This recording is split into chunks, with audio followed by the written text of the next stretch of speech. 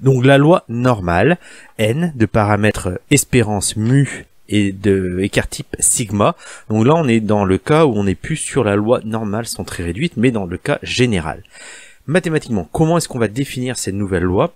La définition mathématique à notre niveau est très simple, puisqu'on va dire qu'une variable aléatoire x suit la loi normale de paramètres mu, d'espérance de moyenne, et d'écart type sigma, si le changement de variable z est égal à x moins mu sur sigma, alors cette nouvelle variable aléatoire z, elle, suit la loi normale centrée réduite que l'on vient d'étudier. Donc de paramètres mu égale 0, sigma égale 1. Nous n'aurons pas à prouver ceci, d'accord? C'est juste, on admet que pour que x suive la loi normale de paramètre mu sigma, alors il faut que z, qui est égal à x moins mu sur sigma, elle suive la loi normale centrée réduite. En pratique, comment est-ce que nous arrivons à appliquer ceci? Alors, prenons un exemple. Imaginons que nous sommes dans une entreprise qui produit des rouleaux de papier de tapisserie. Donc on prend un échantillon de 100 rouleaux et on mesure les longueurs des rouleaux. On obtient donc une étude statistique, voilà, qui est représentée dans le tableau ci-dessous. Nous allons donc calculer les différents paramètres de cette série statistique-là. La première colonne signifie que sur les 100 rouleaux, nous avons 5 rouleaux qui ont une longueur comprise entre 9,93 m et 9,95 m.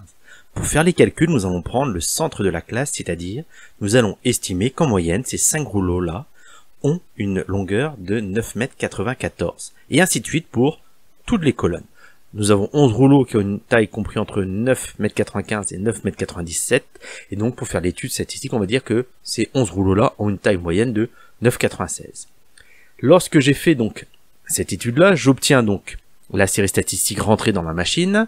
Si je fais la représentation graphique, j'obtiens ceci, c'est-à-dire une représentation de rectangle qui suivent l'allure en cloche, mais qui n'est pas centrée cette fois-ci en 0, mais en 10. Donc 10 semble être la moyenne. Si je calcule les paramètres avec la machine, je vois que effectivement la moyenne vaut environ 10 et l'écart type vaut environ 0,03. D'accord?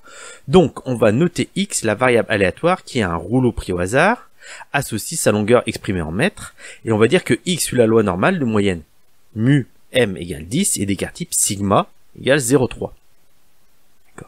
Si je fais la représentation graphique, cette fois-ci pas de x mais de z égale x moins mu sur sigma, j'obtiens donc la représentation graphique suivante. Et là on voit qu'on est centré quasiment 0, il y a un léger décalage mais c'est plus dû à la représentation graphique qu'à la réalité, et on voit bien qu'on a une forme qui peut suivre la loi normale centrée réduite. C'est ça, tout est là.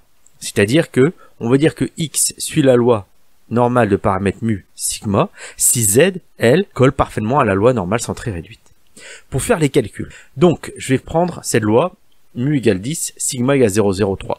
Donc, le fait que mu soit égal à 10, ça veut dire que la moyenne, la courbe en cloche, va être centrée sur 10. Donc, j'ai mis en rouge la loi qui représente cette variable aléatoire, et j'ai mis en bleu la loi normale centrée réduite. On voit donc que la courbe rouge, en cloche, est centrée sur 10. C'est normal, c'est la moyenne.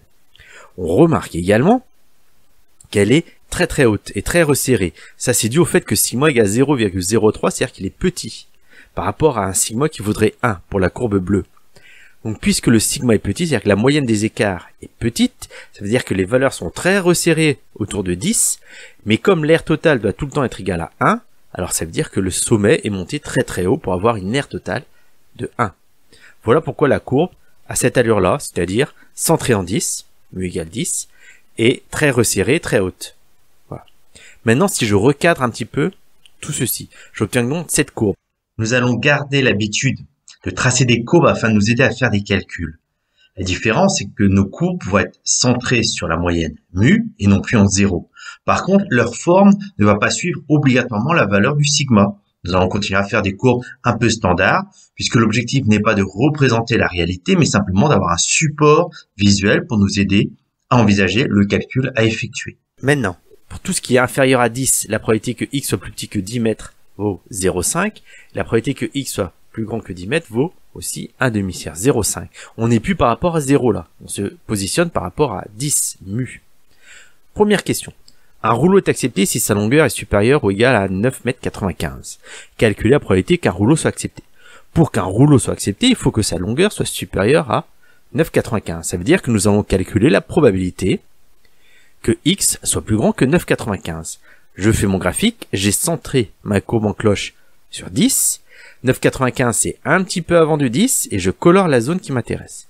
On voit que la probabilité que x soit plus grand que 9,95 c'est la probabilité que x soit compris entre 9,95 et 10 plus la probabilité que x soit plus grand que 10.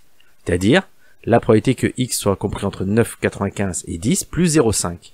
Mais à la calculatrice, nous, ce que nous allons faire, c'est prendre en borne inf 9,95. En borne supérieure, comme c'est plus l'infini, nous allons prendre 10 puissance 99. Mu ne sera plus égal à 0, mais à 10. Et sigma sera égal à 0,03. Et nous obtenons donc une probabilité d'environ 0,952.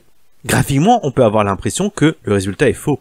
Mais je vous rappelle que le graphique n'est pas réel. Nous l'avons modifié par rapport à sa réalité pour avoir un aspect visuel plus facile. Effectivement, l'écart type de 0,03 faisait que la courbe était très très haute et très resserrée. Donc pas très exploitable. Mais le résultat est tout à fait cohérent. Deuxième question. Parmi les rouleaux acceptés, ceux dont la longueur est supérieure à 10 mètres 0,5 sont recoupés. Calculer la probabilité qu'un rouleau soit accepté sans être recoupé. Pour qu'un rouleau soit accepté, il faut qu'il ait une taille plus grande que 9,95. Pour qu'il ne soit pas recoupé, il faut qu'il ait une taille plus petite que 10 mètres 0,5. Nous allons donc calculer la probabilité que x soit compris entre 9,95 et 10 mètres 0,5. Donc je refais un graphique. On voit donc que on a une petite bande verte à calculer. Là, on va prendre la calculatrice, et la calculatrice fait directement le calcul. Donc, bande inf 9,95, bande sub 10,05, mu égale 10, sigma égale 0,3.